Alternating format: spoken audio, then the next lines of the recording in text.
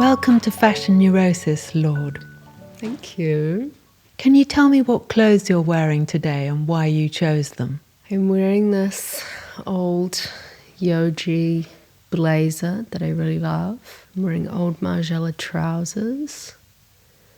I don't know where the top is from. It's not mine. And I'm wearing just some old shoes. I've been trying to wear a lot of my own clothes at the moment. It feels quite different to wearing an outfit that doesn't belong to you. There's just something happens when you, as we all know, when you're in your pair of jeans that you love, day after day, they start to imbue you with something different when you put them on, as opposed to the unzip the garment bag and put this thing on that you've never worn before. Yeah, they're more friendship, aren't they? Somehow they have your back more. Supportive. And I love that you call yourself Lorde, and Lorde has so much more flair and humour than lady or dame. And where does your fascination with the idea of aristocracy come from? And I wondered how old you were when you named yourself. Well, I was 15, I think, or 16 when I named myself. It was very last minute. Was putting the songs up online, needed a name. Yeah, had this sort of fixation on aristocracy and history in general, but definitely looking at these sort of old ruling classes. There was something so interesting to me about visually they were also interesting, but there was this sort of feeling of that they were trapped and doomed. It was sort of, there was like a pull and a push. I don't think anyone actually wants to be in that position. So, but I don't know, like I was into the Anastasia and all the duchesses and duke there and sort of all the English rulers going far back, and the intricacies of court life and all this sort of stuff. And I don't know, I think I thought that there was something about the juxtaposition maybe of bringing one of these sort of old heavy names and also sort of playing with gender with it too, like taking Lorde, which is obviously masculine, and sort of softening it. That was totally intentional. I've always felt like I needed some masculinity to explain myself. Like a kind of a guard almost, or just like that's that then I'm fully represented. Yeah. If everything's there, if both sides are there. And I think it's so funny having made the album that I've made, which sort of deals with a lot of those feelings, to realize that it's baked into, even my name from age 15. It has a lot of flair, though, the idea of a young girl kind of summoning up a guise of Lorde, like a calling card, is like those kind of very brilliant figures in storybooks like the White Rabbit, and being incredibly busy and looking really cool with this amazing outfit. And it just seems to suit you really well. You've got all these guises, and it's really fun, and then it's got power because it's a Lorde. It's really good. I love it. Thank you. And I watched an interview you did with David Byrne where you were wearing these, he was head to toe in pale blue and you had a fuchsia satin suit, and I wondered if you were interviewing each other, I believe, and I wondered if you'd agreed upon this colour formation, and somehow you had the strong colour and he had the delicate colour. I wondered if they had a code. I think on the day we just sort of, he came into my dressing room and said, I might wear this one. And I said, all right, I'll wear that one. Mm-hmm. You know, it was sort of, when you're around David, you want to follow his lead, obviously, because what he brings and there's just something there that wants to be followed.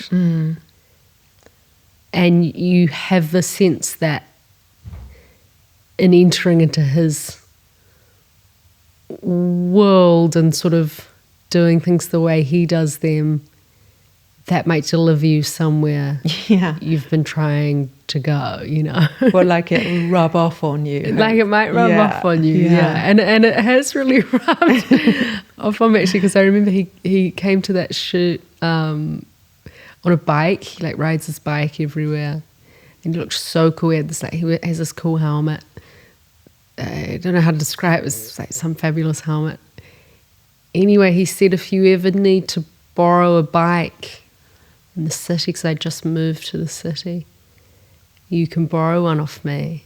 Oh, that's so nice. And I did take him up on that, and I for years, Wow. you know, spring would come and I would go to David's and get his bike and then drop it back in the winter. And I've still got it, actually. I need to give it back to him because I've got my own bike now. But he's and honestly, riding a bike actually like kind of changed my life. So if you do follow, this is, my own thing is proving true. Now I'm thinking about it. He'll take you where you want to go. God, it's exciting. It's great when someone passes on their good ideas and they're good ideas for you as well, because that doesn't always happen at all. I read that you have synesthesia, where music can translate into colours, and I wonder, is there a colour that makes you feel more extreme, or is there such a thing as a good colour or a bad colour? No good colours, no bad colours. Some colours drain me of my power. Some colours give me power when I have none. Is it always the same colours that give and take, or do they change? No, it changes. I feel like, and I sort of feel this way about like men's clothing versus women's clothing. Some days going too far in one direction will like drain me of all my power, and vice versa, and that changes too. But I feel like colour wise, I mean, I'm from New Zealand and we all wear a lot of black. We're a nation of black wearers. Why is that, do you think? I don't know why that is, actually. I feel like we're quite sort of modest and also strong, and we want to, you know, in black you can hide, but there is a strength, and maybe that's sort of what it was for me. I felt very like reinforced when I wore black, and I felt grown up, and I could like see myself on the page or something. So I wore a lot of black. I'm wearing less black now. I think I'm actually wearing a lot of grey and silver and stuff. I don't know why, but I'm liking that. Anything that, like metal, anything metallic, or there's sort of like there is a materiality to what I've been wearing at the moment, and I don't really deviate from it. But I'm trying to think colour-wise. I've also just started wearing red. I never had any interest in wearing red. It felt like, I don't know, it wasn't something I could connect with, and now I'm I'm in on red. Great, that's so interesting. It's cool. It's quite a commitment, isn't it? Because Yeah. it's so alluring and Yeah. beautiful, but it's hard to keep oneself in it, put it on, and then like, oh gosh, am I measuring up to the red? That's what I often find. Yes. No, it's funny. I know I went blonde a couple years ago, and it was like a light bulb was on over my head in the way that like men were so interested in it. And it was just like, it was like they could see me all of a sudden. That's so I was like, useful. really? That's all it took? It was like going blonde. So it's so I silly, missed it. But that also, you can get lost in that for sure. And I definitely feel like I did. It's kind of thrilling, though. It's a useful thing to know these things, how to switch on and off. It's great. And I wondered if there was a piece of clothing you were obsessed with as a child. What were my special bits? I had these brown boots that I really loved, brown leather boots. I remember this is right before my 10th birthday, being taken to, there was sort of a chain for young girls in New Zealand that was sort of specifically for kind of pre-teen girls. And it was called Urban Angel. And it was like, it was so cool. It was like, I don't know, it just really, there was something about stepping into this room where Urban Angel was, and you sort of knew that you were on the precipice or in between these two worlds. You weren't a little girl anymore. Like maybe there was some kind of padded camisoles and such in there, but no bras, and things were about to change. And I remember I had like a couple of cool kind of, I don't know, T-shirts from Urban Angel that were very, very cherished by me. It's such a key thing, isn't it? Those special things for that moment of cusp when you're sort of moving into preteen and you're allowing yourself to be noticed for how you look, and it's such a big deal and so exciting. Absolutely.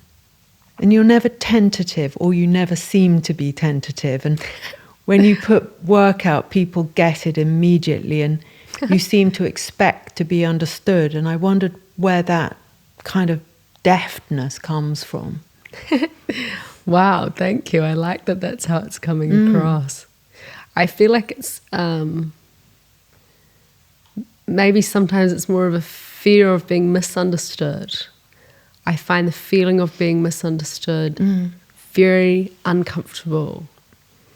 Maybe we all do, but I definitely, it does something to me when I'm being misunderstood. So I think sometimes in my work I have tried to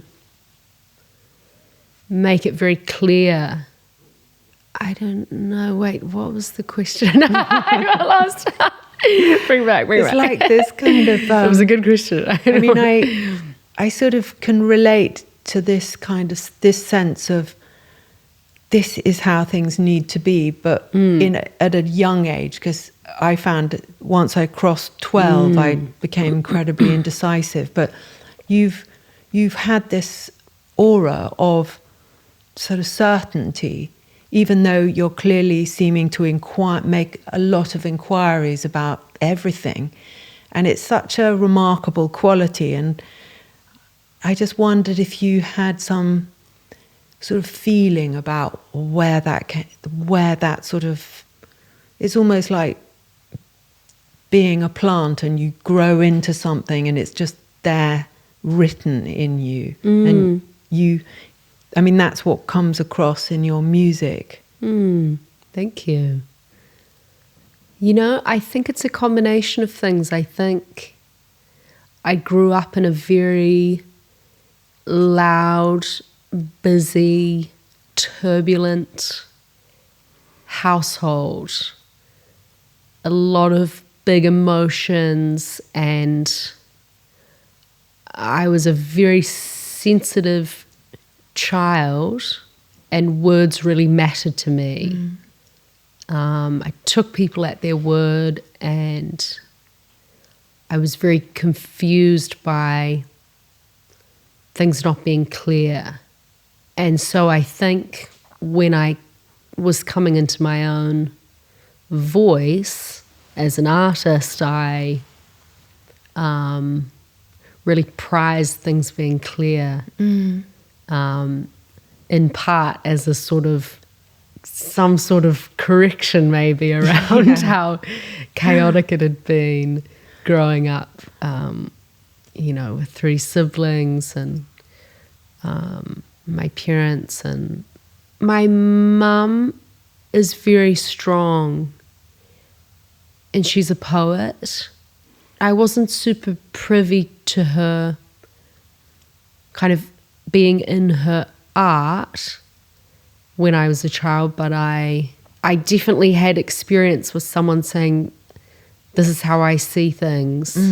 Her worldview is very rich and very singular. And so I think I had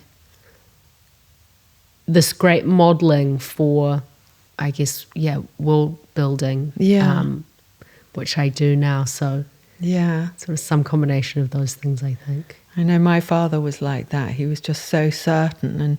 And even when he died, I thought, maybe this will be a good thing for me to stop double checking everything through the my imagined idea of his lens. And it was, even though we were so close, it was quite a liberation when he did. It was like his last gift, and which was a wonderful feeling to have that sort of thing that I dreaded to be a great gift. And you recently talked about going on a psilocybin weekend and doing MDMA therapy, and I wondered what you were trying to shake up within yourself. Wow. Well, I sort of started as you pull one thread, then you unravel the whole sweater, It started as I was trying to find a life after stage fright, because I had had really, really awful stage fright my whole life. I started doing like local theatre in my town when I was 5, because I was so shy. My mum thought it might help me be able to speak in front of other people, and it totally did. But the amount of kind of anxiety and it was very physical stress. It was just like immense from that young age, and that really carried right through my work. And it did get quite debilitating at times. There were times when I really wasn't sure if I was going to be able to do the show, and we would maybe lose a lot of money if I didn't do it. Like it was volatile. And I thought, I know I love performing, and if there's a way I can live without this, I'll do anything, And at that point, I had done everything. And was sort of, told about this therapy, which was like almost comical how quickly it worked. Like I did the MDMA therapy, which is sort of not similar to this. You're like lying on a sofa, maybe not quite as chic an office. And it was just open and shut. I almost knew before it was over that my stage fright wouldn't be with me anymore. Wow. Because it is really, for me, it really was just something like lodged quite deep in my body. And there was just sort of some conversation that needed to happen between me and sort of like different parts of my body. It sounds fruity, but was it like a molecular change that transpired? Totally, yeah. And that was so amazing and so kind of, you know, I was like, wow, okay, that's possible, that's cool. And then I did the psilocybin one for the first time. I've done a few now, but I did that for the first time really because I was feeling this whole like symphony of things that were all along the line of I don't feel at home in my body. And I never had. Or I felt like I never had. And I was sort of, I could feel myself looking in the wrong direction over and over and over. Yeah. And that sort of culminated with deciding that maybe the answer was not eating very much. And if I just became this sort of small, contained version of myself, that then I would like have the answers or something. And it was just so unpleasant and so really blocking of like all life force that I have and all creativity and just, sort of, you know, created a very annoying, quite frankly, kind of mess to have to unpick, you know. So I think that at some point, it was in 2023, the start of 2023, I just said, I actually can't do this anymore. I'm interested in trying to forge a relationship with my body that feels healthy and real, and I'm going to be in this body for the rest of my life. And I want to start now at trying to, really love it and really understand it and listen to its stories. And that really changed my life, honestly.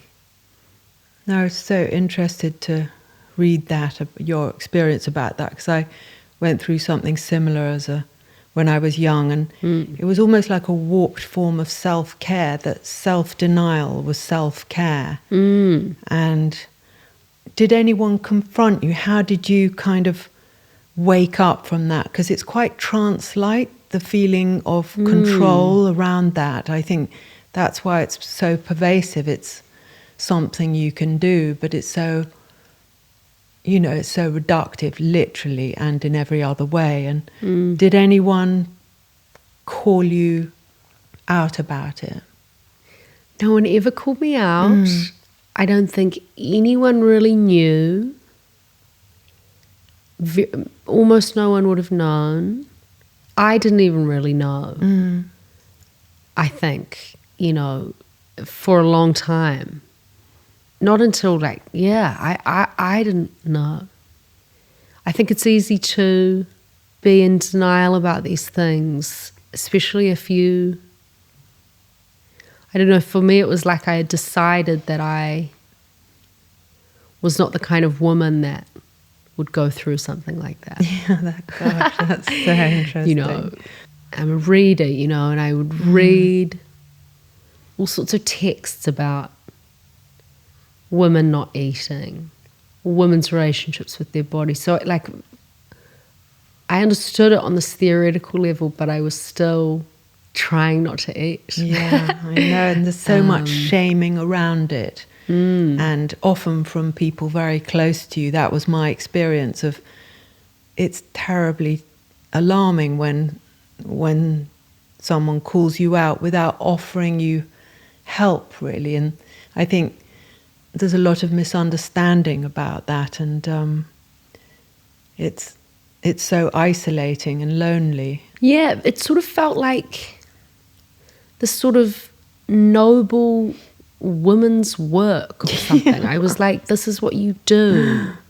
This is what women do. You know, we limit ourselves, because the opposite, to be fully embodied, fully wild, fully in connection with all of these parts of yourself and therefore your world, seems dangerous.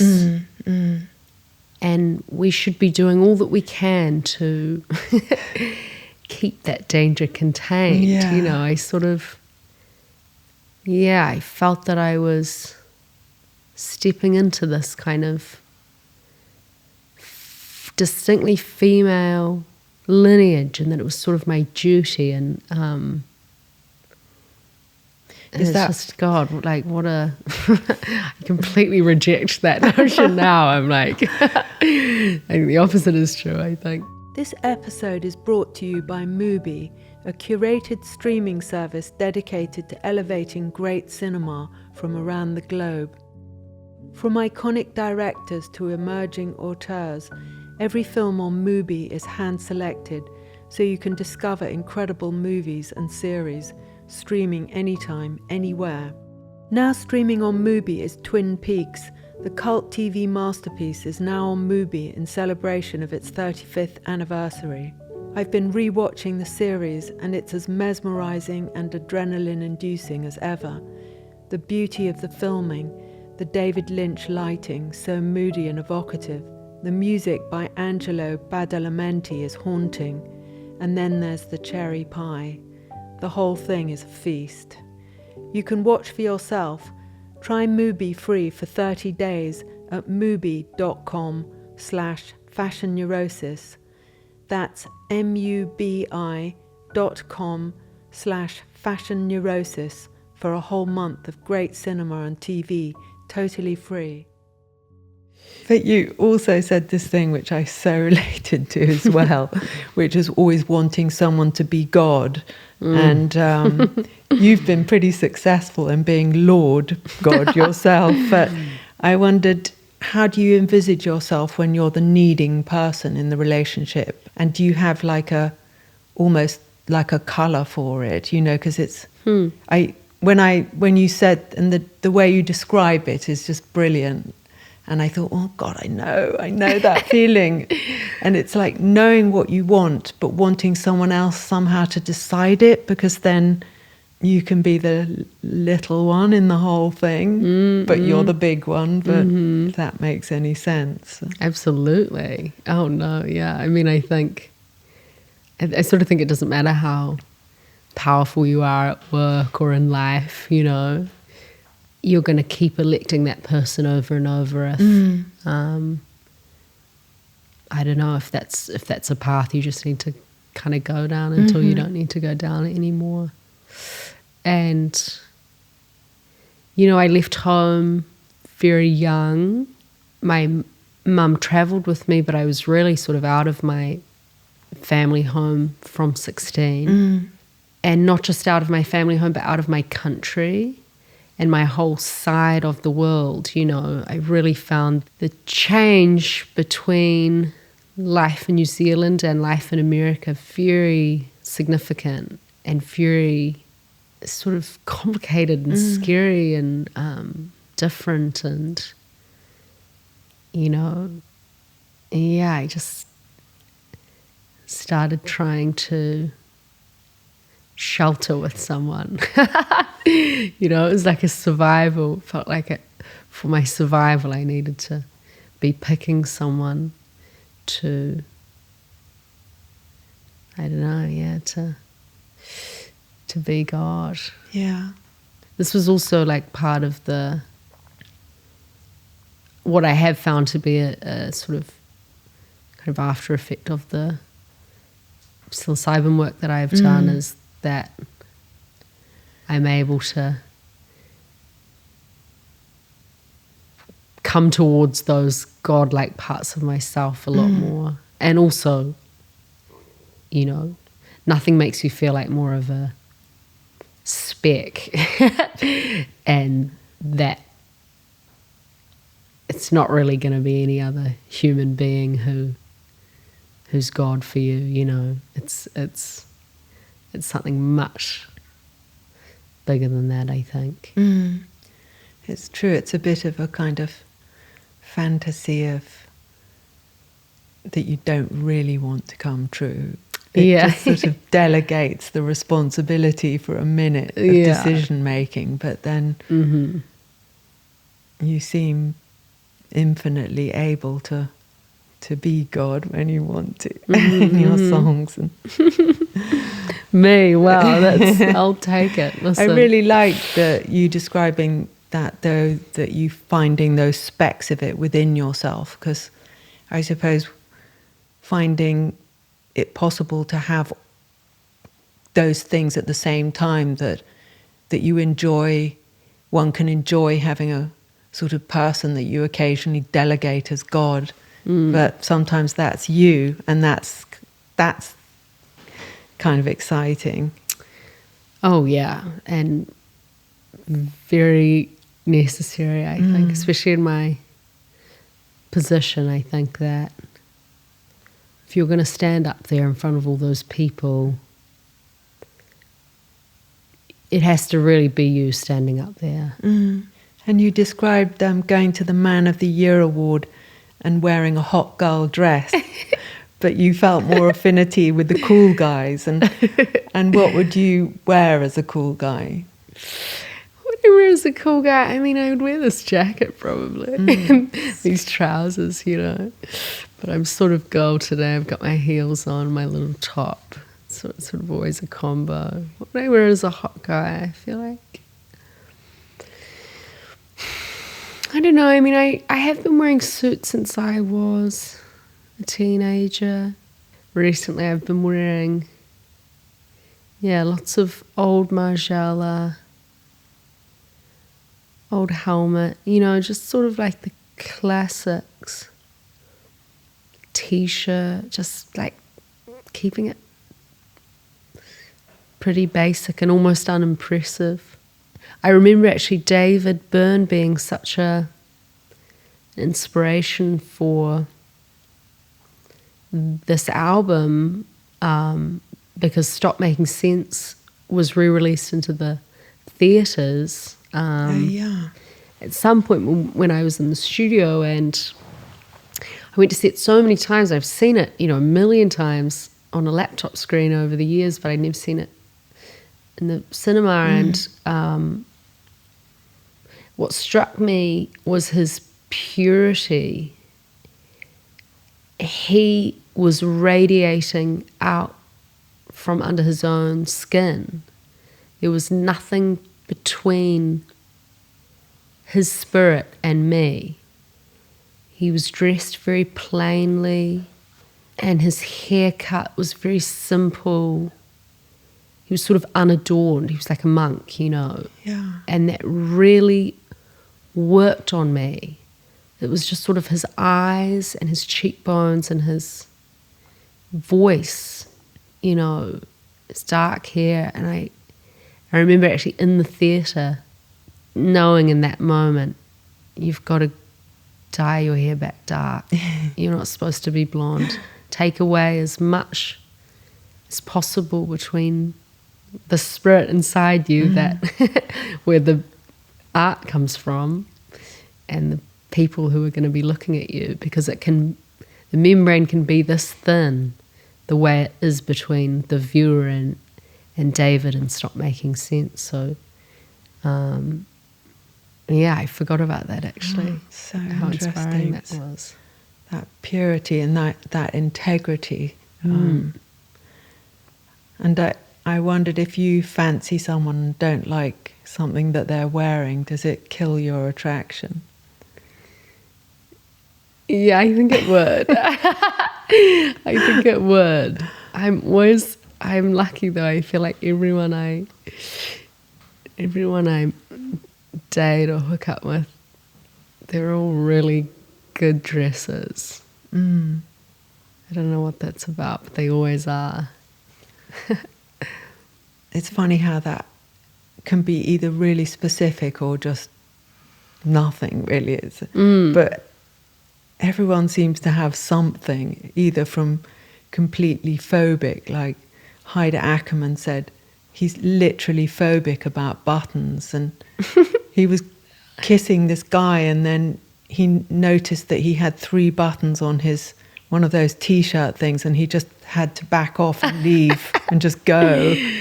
Yeah, I have things that, you know what mine are like that? Mine would be, there's a way of dressing that I see a lot in LA. Yes. Which is like sort of the cool crazy hat and the cool crazy sunnies and the cool crazy shoes and the kind of cool crazy haircut. And you could sort of make a cool outfit if everything else was plain and you had one cool crazy thing, but all together combines to be totally cuckoo to me. And I always think that's what would make me not kiss you, if you had too many elements of, you know, strong flavor in one outfit. That's a good description. And you've been quoted as identifying as in the middle gender-wise, and that you're a woman except for on the days when you're a man. And I wondered how you dress for that, and did you feel a bit boy-girl as a child? You know, I have come to see in the last couple years that I think this is sort of true of children, that everything about you as an adult was already there. I was always that. I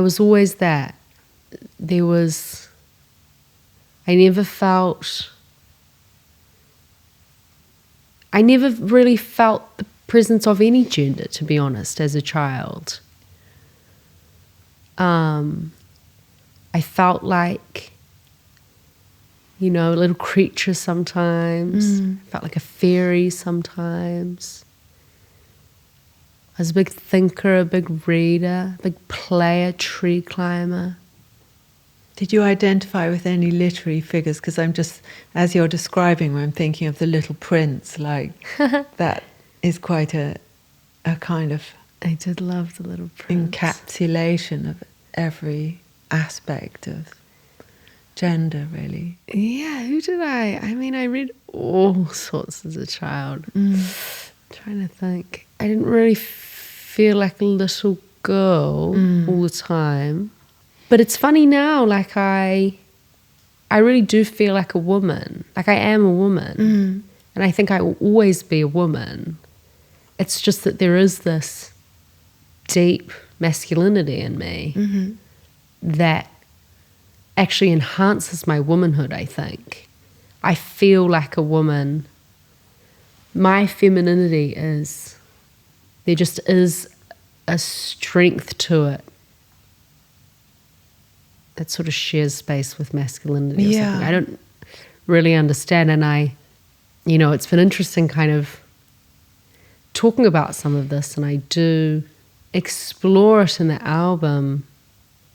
I think it's quite difficult for people when you don't give them a neat answer to this sort of question. But I just don't think there is one to give, maybe, for me right now. But I do know that in sort of letting my masculinity in a bit more, it was sort of only then that I really felt like a woman. I understood feeling like a woman. And I do think I've made a distinctly kind of feminine record. I was trying to make something that was a document of my femininity in all of its kind of like grotesqueness and intensity and glory and and innocence, and there just is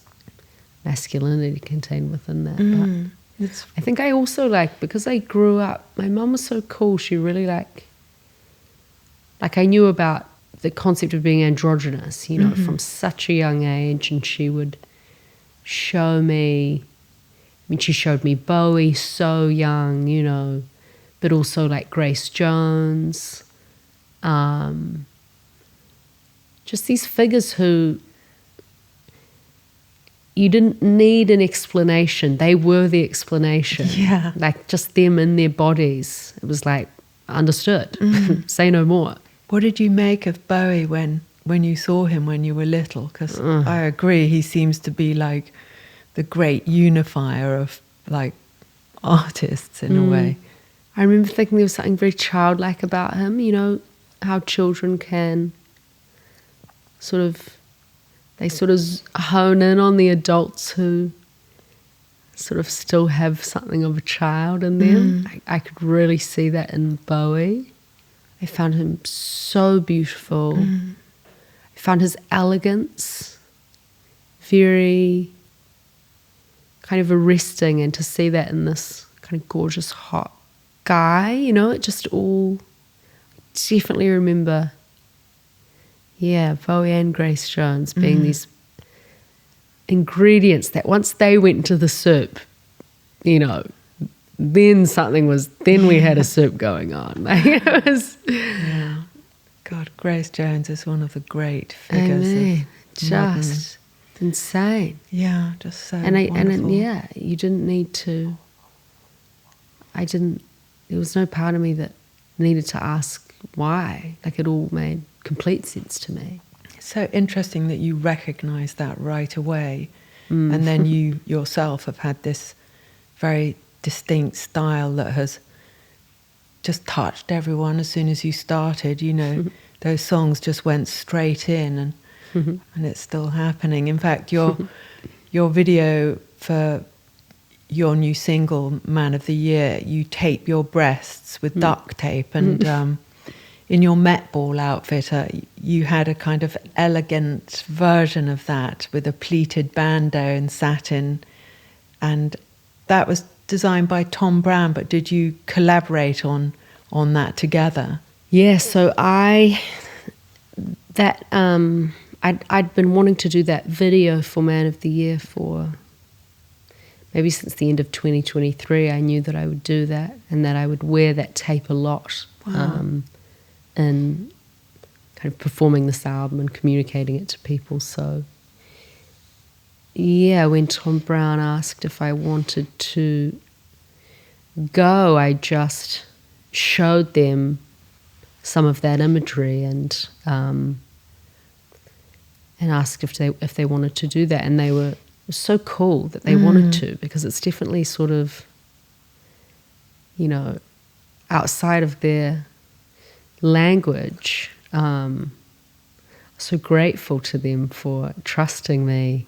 Yeah, it looked really good. You just looked Thank so you. wild and free. It was really Thank you. charming. It also reminded me a tiny bit of, I remember when years and years ago when I worked for Vivienne Westwood, and she was she wanted to make a corset, and we went to the Royal Opera House and to the costume department. She found this corset, and it totally flattened the breasts, but then pushed them right up under the chin, and it was like you'd somehow discovered this version of it, like you were suppressing and making a point of at the same time. Wow. Which was really cool, really interesting. Thank you. Yeah, I know it's funny, you just like, this is what's so cool about clothing is it is just about finding these different shapes that like allow something else to come through. Like I just had this sense that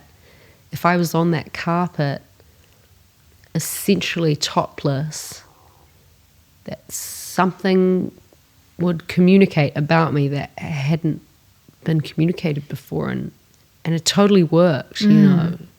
And it was something that I hadn't seen, and it's sort of, that's just what it's about, I think. It's just, and you're so right, Vivienne Westwood, I mean, God, she was just the master of that, wasn't she? Yeah. Of just showing us a part of the body that we're all so familiar with, and just totally recontextualizing. And the clothes either sort of being the enforcer of that shape or supporting something naturally occurring. It's just such cool, beautiful work. That's so cool. I forgot that you worked with her. That's amazing. And you seem like you're having quite a good time with your body at the moment, and the I wondered which clothes you're particularly enjoying to enhance this, and because I saw an amazing picture of you wearing matching sort of bodycon YSL with Charli XCX, and that looked like you were having a great time. I wonder what that felt like doing that together. Oh my gosh! I mean, when Charli calls and is like, "Do you want to wear matching Saint Laurent with me?" You're like, yeah, I actually loved wearing that YSL. It's so beautiful. I remember it feeling quite girly for me at the time, sort of because I wanted to do the hair like her as well, and it was quite. I was like, I don't know about this curly hair, but I loved the outfit. I liked the curly hair. It looked like it had gone like that. It looked kind of natural. Yeah, it pretty much is, No, that was cool. That was like, yeah, it's so cool actually doing that song with Charli. I feel like really did make me kind of step into my femininity in a different way, and it was cool too, because we didn't make a video or anything for that song, to mark the moment with this super kind of cool, bitchy, YSL strut, although she wore the stilettos on stage, which I don't know how she does that. That's crazy. You look like you were really enjoying it, and that's so kind of infectious, and both of you. And it was so interesting listening to the song that the remix that you made of Girl, It's Confusing, and that you clarified a misunderstanding in your friendship through the song, and you didn't turn against each other. And one of the lines is, "I ride for you, Charli," and there's something incredibly moving about that statement. And there's so many public spats between artists, or there are, and it seemed really thrilling that you had done the opposite, that you'd resolved something in your relationship through a song. And I wondered who made the first move. Well, she made the first move because the song was on her album, and then she reached out and sort of told me about it, explained it, and I completely understood straight away. I knew that it wasn't personal, and it was just an incredibly familiar feeling. I think every woman has, some dynamic with another woman that is complicated, and sometimes you don't even really know why, but it is. And I totally got it, and all my focus was on making it right with her on a personal level, but also understanding that, yes, two women were having this conversation, but also two symbols were having this conversation. And your purpose as a famous person is to be this mirror for people, and for them to see you in all of your humanity and all of the kind of, the ugly bits, just for them to see it all and understand something about their lives as a result, and I understood that she was giving me a very powerful opportunity and gift, really, to do this publicly, and I felt safe to do it because she had been so vulnerable. Yeah. I couldn't believe how vulnerable she had been. I was so moved when I did hear that song about 10 minutes later. I was like, okay, I've got to pull this up. Yeah. And, it just destroyed me, even separate to like it being about me, I was just like, oh, this girl's, laying it all out on the field, and like what an honor to get to do the same, so it's cool. Yeah, it's very, very affecting and like so generous of you both to do that, because it's such a big deal, and there's so much invested in people being at odds with each other or being enemies. There's so much glee, and you both did the opposite, but with so much kind of style and two young women, so successful and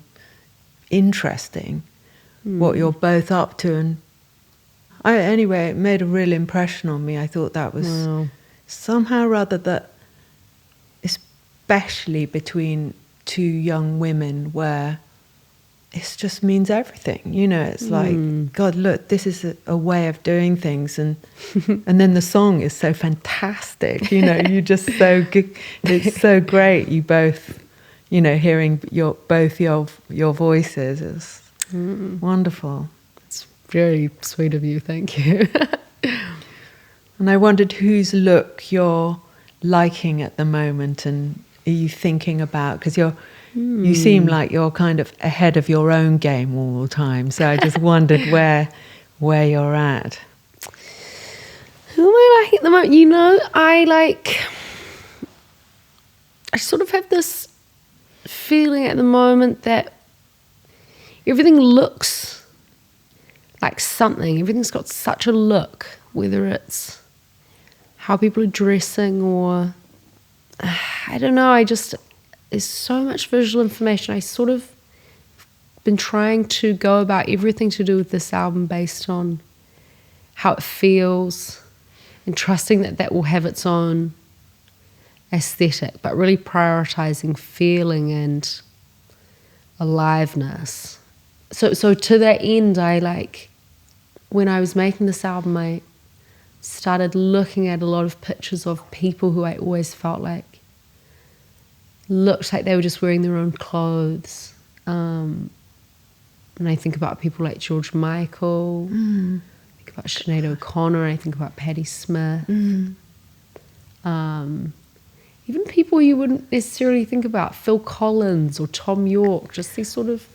Phil Collins was known for what he wore, but he just sort of always looked like Phil Collins. Yes, that's such a good point. It's brilliant. But yeah, I definitely, George Michael and Sinead and Patty and PJ Harvey, just sort of having your thing and sticking to it and just kind of keeping it simple, George Michael, it was just sort of like a t-shirt and a leather jacket and jeans and a cap, it was never that complicated, and he just looked fabulous and so like himself. I don't feel like some people in my position are really wearing costumes really accentuates what they do and brings other parts of them out. For me, I think I just get lost. Certainly don't seem lost. And, I don't feel lost, which is good. You don't seem it in any way. And it's been fantastic to talk to you. God, my hair is really... it's been a hair day for me. Sheesh. It's kind of good. Nowhere to hide on the couch. Oh, wow. It's been so lovely to have you, Lorde. It's so lovely to talk to you. Thank you so much for coming on Fashion Neurosis. What a pleasure. Thank you for having me.